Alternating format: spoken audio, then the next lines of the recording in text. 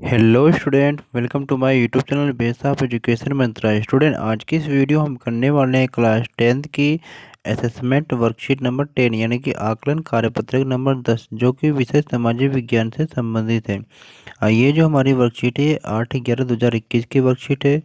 वैसे देखा जाए प्यारे बच्चों, तो असेसमेंट वर्कशीट को खुद करना चाहिए, क्योंकि ये हमारा ये आकलन होता है।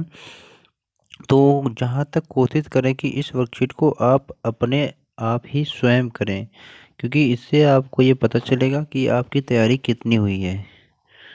फिर भी अगर आप इसमें करने में असमर्थ हैं तो आप यहाँ से थोड़ी बहुत हेल्प ले सकते हैं। तो चलिए हम देखते हैं।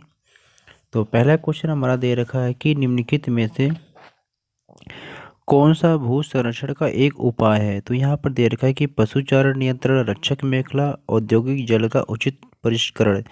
तो पहले क्वेश्चन का जो राइट आंसर हो जाएगा ऑप्शन डी, यानी कि उपयुक्त सभी। तो पहले क्वेश्चन का ऑप्शन डी सही हो जाएगा, तो इसे आप सर्कल करेंगे। सेकंड क्वेश्चन हमारा है कि निम्नलिखित में से कौन सा संसाधनों के क्षरण का कारण नहीं है। संसाधनों के क्षरण का कारण पूछ रहा है। पहला दे रखा अतार्किक खपत, बी अत्यधिक उपयोग, सी ए बी दोनों, और डी इनमें से कोई नहीं। तो क्वेश्चन नंबर जो सेकेंड है इसका राइट आंसर हो जाएगा ऑप्शन डी, यानी कि इनमें से कोई नहीं है। तो ऑप्शन डी को आप सर्कल करेंगे। क्वेश्चन नंबर थर्ड है कि श्रीलंका में गृह युद्ध की समाप्ति कब हुई थी। ए 2006, बी 2008, सी 2009 और डी 2010। तो आप सभी को पता है प्यारे बच्चों कि श्रीलंका में जो गृह युद्ध की समाप्ति हुई थी ये 2009 में, यानी कि ऑप्शन सी सही हो जाएगा, तो इसे आप सर्कल करेंगे। अगला क्वेश्चन है, क्वेश्चन नंबर 4 है कि निम्नलिखित में से कौन सा भूमिहीन ग्रामीण मजदूर के लिए विकास का लक्ष्य हो सकता है। ए काम करने के अधिक दिन, बी अपने बच्चों के लिए स्थानीय स्कूल में उत्तम शिक्षा, सी कोई सामाजिक भेदभाव न हो, डी उपयुक्त सभी। तो आप सभी जानते हैं कि एक भूमिहीन ग्रामीण मजदूर का जो विकास के लक्ष्य हो सकते हैं ये उपयुक्त सभी हो सकते हैं, तो इसलिए ऑप्शन डी सही हो जाएगा, बिल्कुल सही। क्वेश्चन नंबर 5 है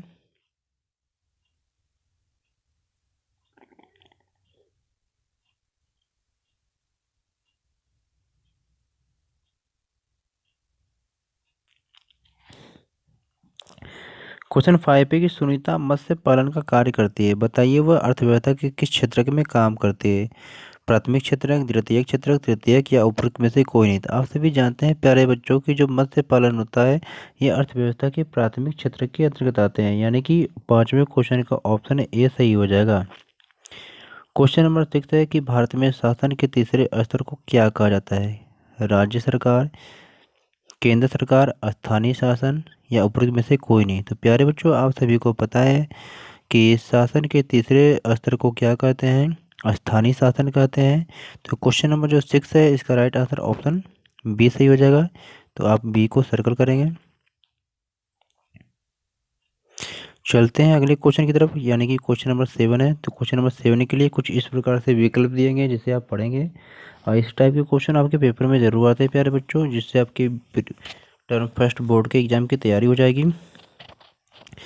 प्रश्न संख्या 7 से 10 में दो वक्तव्य जिन्हें कथन ए और कारण आर से क्या है निरूपित किया गया है और दिए गए हैं, इन वक्तव्यों को ध्यानपूर्वक पढ़ना है। फिर नीचे दिए गए विकल्पों के आधार पर आपको आंसर देना है। विकल्प क्या है, आपको विकल्प ए कब सही करना है, जब कथन ए और कारण आर दोनों सही है और कारण आर कथन ए की सही व्याख्या करेगा, तो आपको ऑप्शन ए सही करना है। बी कब करना है, जब कथन ए और कारण आर दोनों सही है लेकिन जो कारण आर है कथन ए की सही व्याख्या नहीं करे, तब आपको बी करना है। सी कब करना है, जब कथन ए सही है जबकि कारण आर गलत हो, तो आपको सी करना है।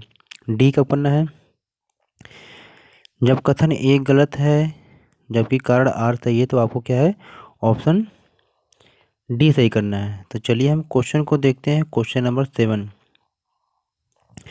क्वेश्चन 7 क्या कर रहा है कि कथन ए है कि निजी अस्पतालों में अधिकतर इलाज महंगा होता है।